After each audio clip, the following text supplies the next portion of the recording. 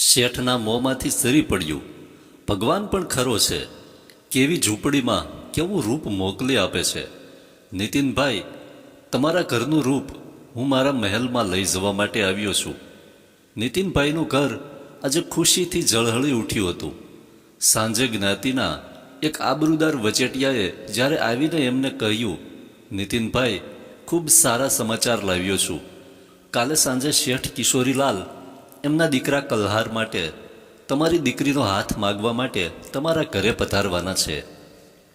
ત્યારથી જ નીતિનભાઈનું મગજ ચક્કર ચક્કર ઘૂમવા લાગ્યું હતું. ક્યાં શેઠ કિશોરીલાલ અને ક્યાં પોતે? શરૂઆતમાં તો એમને આ વાત મજાક જેવી લાગી હતી. એમણે પેલાને પૂછી પણ લીધું હતું, ભાઈ, મારી મશ્કરી તો નથી કરતા ને? પેલો ગંભીર હતો, ના નીતિનભાઈ, હું આવી વાતમાં તમારી તો શું બીજા કોઈની પણ મશ્કરી ન કરું. શેઠ કિશોરીલાલ ખરેખર તમારા ઘરે આવવાના છે. એ પોતે સીધા તમારી સાથે વાત કરે એ વ્યવહારિક ન ગણાય, એટલે એમણે મારા દ્વારા કહેવડાવ્યું છે. ભલે હું માની લઉં છું, પણ મને એ જણાવશો કે એમના જેવા અબજોપતિને મારા જેવા રંકની દીકરીમાં શા માટે રસ પડ્યો? પેલો સજ્જન નીતિનભાઈના ભોળપણ પર હસી પડ્યો. નીતિનભાઈ, તમે તમારી દીકરીને ક્યારેય ધ્યાનપૂર્વક જોઈશે ખરી? આપણી જ્ઞાતિની વાત જવા દો, આખા શહેરમાં તમારી દીકરીની તોલે ઊભી રહી શકે એવી એક પણ યુવતી નથી. તમારા પાડાના ઘરમાં પ્રગટેલો આ રૂપનો બલ્બ કોઈ મોટી હવેલીનું કિંમતી ઝુમ્મર બનવા સર્જાયું છે.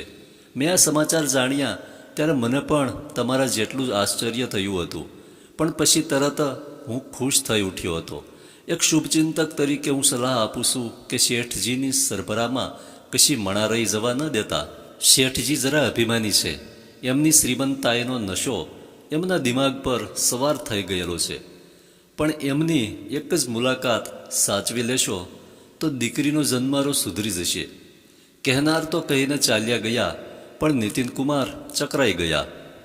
પત્ની વગરનું ઘર, એક રૂમ અને રસોડું, 1.5 ખોલીનું મકાન, એક ખૂણામાં પાટ, જે દિવસે બેસવાના કામમાં આવતી અને રાત્રે સૂવા માટે, એક ખૂણામાં ડામચીઓ, પોપડા ઉખડી ગયેલી દિવાલ પાસે જૂના જમાનાની લાકડાની ચોરસ પેટી.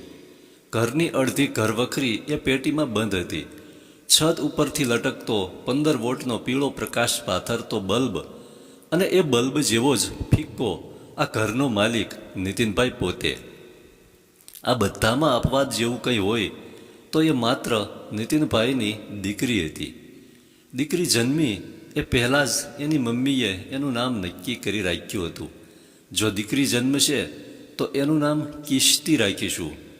આજે કિશ્તી 22 વર્ષની થવા આવી હતી અને એની જન્મદાત્રીના અવસાનને અત્યારે 7મું વર્ષ ચાલતું હતું.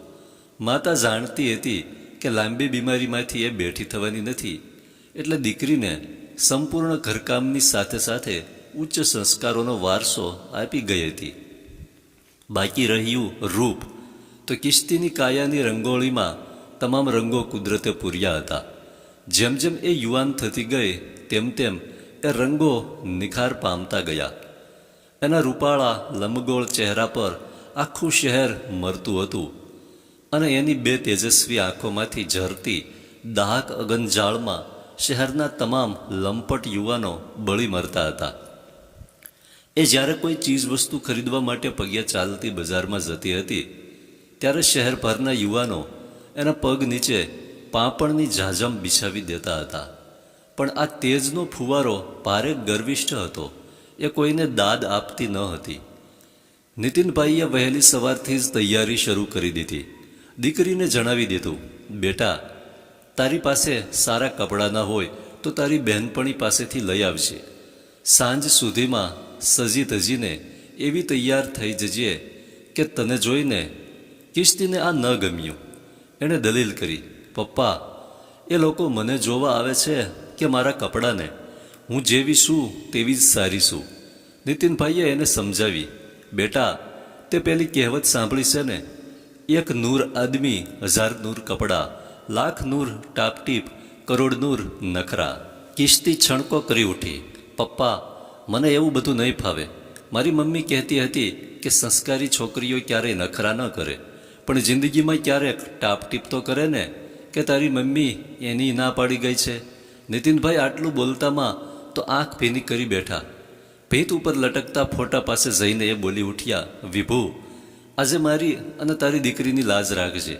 આપણી દીકરી સુખી થાય એવા આશીર્વાદ આપજે. એ પછી બાપ દીકરી ઘરની સાફ સફાઈમાં લાગી ગયા. ભૂખડી બારસ જેવી ઓરડીને ગમે એટલી સાફ કરો કે સજાવો તો પણ એમાં કેટલો સુધારો થાય. અંગૂઠો સૂજીને થાંભલો થોડો થવાનો હતો. સાંજે 6 વાગ્યા મહેમાનો પધારવાના હતા. છેક 5 વાગ્યા સુધી બાપ દીકરી મહેનત કરતા રહ્યા. છેવટે કિશ્તીએ કહી દીધું, પપ્પા, અમે વધારે કશું જ કરવું નથી. 2-3 વ્યક્તિઓ બેસી શકે એટલી વ્યવસ્થા આપણે કરી દીધી છે. સરભરામાં ચા નાસ્તો આપીશું અને સારી અને સંસ્કારી રીતે વાતો કરીશું. પછી એમણે જે નિર્ણય લેવો હોય તે લઈ શકે છે. આપણે ગમે એટલું કરીએ તો પણ એ લોકોની તોલે તો આવી શકવાના નથી જ. સાંજે 6 વાગ્યે એ ગરીબ મહોલ્લામાં 2 કરોડની બ્રાન્ડેડ કાર આવીને ઊભી રહી. ડ્રાઈવર કારમાં જ બેસી રહ્યો. મહારાજા જેવો રૂઆબ ધરાવતા શેઠ કિશોરીલાલ અને યુવરાજ જેવો સોહામણો દેખાતો કલ્હાર ઘરમાં પ્રવેશ્યા. એક ગરીબ બાપે 2 હાથ જોડીને એમને આવકાર્યા. લાકડાની પાટ ઉપર મહેમાનો બિરાજમાન થયા. શેઠજીના મોંમાંથી પહેલી પ્રતિક્રિયા આવી સરી પડી, ભગવાન પણ ખરો છે, કેવી ઝૂંપડીમાં કેવું રૂપ મોકલી આપે છે. નીતિનભાઈ, તમારા ઘરનું રૂપ હું મારા મહેલમાં લઈ જવા માટે આવ્યો છું. નીતિનભાઈ જવાબ આપે તે પહેલાં જ ટ્રેમાં પાણીના ગ્લાસ લઈને કિશ્તી આવી ગઈ. કિશ્તીને જોઈને શેઠજી આભા બની ગયા. નીતિનભાઈ, મારે કંઈ જ પૂછવું નથી. અમને કન્યા ગમી ગઈ છે. હવે સગાઈનું નહીં, સીધું લગ્નનું જ મુહૂર્ત કઢાવો. બીજી કોઈ વાતની ચિંતા કરશો નહીં. મારો મેનેજર 3 દિવસમાં તમને એક પોશ વિસ્તારમાં સારા બંગલામાં શિફ્ટ કરી દેશે. આ ઘરના બારણે મારા દીકરાની જાન આવશે તે શોભે નહીં. તમારી દીકરી માટેના 151 જોડી કપડાં અને 100 તોલા સોનાના દાગીના પણ અમે કરાવી આપીશું. લગ્નનો અને રિસેપ્શનનો તમામ ખર્ચ અમે ભોગવીશું. તમારે જેટલા લોકોને આમંત્રણ આપવું હોય એ બધાનું લિસ્ટ અમને આપી દેજો. પણ એ બધું છેલ્લી વારનું હશે.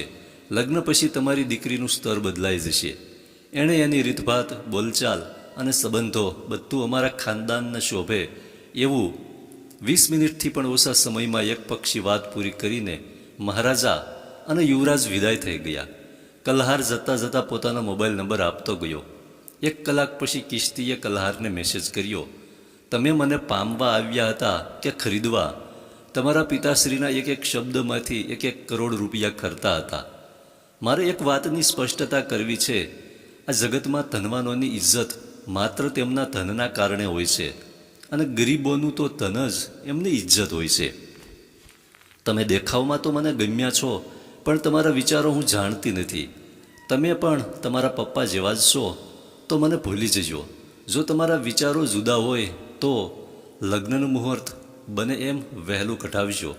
લી અત્યારે તો મારી જ, પણ ભવિષ્યમાં કદાચ તમારી કિશ્તી. ધન્યવાદ.